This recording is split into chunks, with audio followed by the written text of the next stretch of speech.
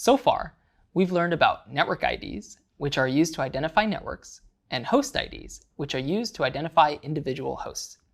If we want to split things up even further, and we do, we'll need to introduce a third concept, the subnet ID.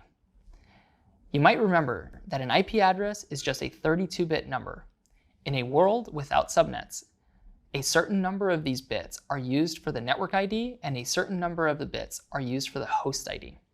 In a world with subnetting, some bits that would normally comprise the host ID are actually used for the subnet ID.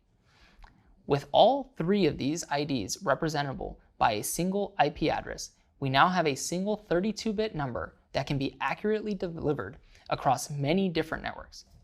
At the internet level, core routers only care about the network ID and use this to send the datagram along to the appropriate gateway router to that network. That gateway router then has some additional information that it can use to send the datagram along to the destination machine or the next router in the path to get there. Finally, the host ID is used by that last router to deliver the datagram to the intended recipient machine. Subnet IDs are calculated via what's known as a subnet mask. Just like an IP address, subnet masks are 32-bit numbers that are normally written out as 4 octets in decimal. The easiest way to understand how subnet masks work is to compare one to an IP address. Subnet masks are often glossed over as magic numbers. People just memorize some of the common ones without fully understanding what's going on behind the scenes. In this course, we're really trying to ensure that you leave with a well-rounded networking education. So even though subnet masks can seem tricky at first, stick with it and you'll get the hang of it in no time. Let's work with the IP address 9.100.100.100 again. You might remember that each part of an IP address is an octet, which means that it consists of 8 bits. The number 9 in binary is just 1001. But since each octet needs 8 bits, we need to pad it with some zeros in front. As far as an IP address is concerned, having a number 9 as the first octet is actually represented as 00001001. Similarly, the numeral 100 as an 8-bit number is 01100100. So the entire binary representation of the IP address 9.100.100.100 is a lot of ones and zeros. A subnet mask is a binary number that has 2 sections.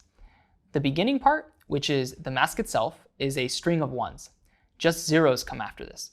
The subnet mask, which is the part of the number with all the ones, tells us what we can ignore when computing a host ID. The part with all the zeros tells us what to keep. Let's use the common subnet mask of 255.255.255.0. This would translate to 24 ones followed by 8 zeros. The purpose of the mask, or the part that's all ones, is to tell a router what part of an IP address is the subnet ID. You might remember that we already know how to get the network ID for an IP address. For 9.100.100.100, a Class A network, we know that this is just the first octet. This leaves us with the last 3 octets. Let's take those remaining octets and imagine them next to the subnet mask in binary form. The numbers in the remaining octets that have a corresponding 1 in the subnet mask are the subnet ID. The numbers in the remaining octets that have a corresponding 0 are the host ID. The size of a subnet is entirely defined by its subnet mask. So for example, with a subnet mask of 255.255.255.0, we know that only the last octet is available for host IDs, regardless of what size the network and subnet IDs are. A single 8-bit number can represent 256 different numbers, or more specifically, the numbers 0 through 255. This is a good time to point out that, in general, a subnet can usually only contain 2 less than the total number of host IDs available. Again, using a subnet mask of 255.255.255.0, we know that the octet available for host IDs can contain the numbers 0 through 255, but 0 is generally not used, and 255 is normally reserved as a broadcast address for the subnet. This means that really only the numbers 1 through 254 are available for assignment to a host. While this total number less than 2 approach is almost always true, generally speaking, you'll refer to the number of hosts available in a subnet as the entire number. So even if it's understood that 2 addresses aren't available for assignment, you'd still say that 8 bits of host ID space have 256 addresses available, not 254. This is because those other IPs are still IP addresses, even if they aren't assigned directly to a node on that subnet. Now, let's look at a subnet mask that doesn't draw its boundaries at an entire octet, or 8 bits of address. The subnet mask 255.255.255.224 would translate to 27 ones followed by 5 zeros. This means that we have 5 bits of host ID space, or a total of 32 addresses. This brings up a shorthand way of writing subnet masks.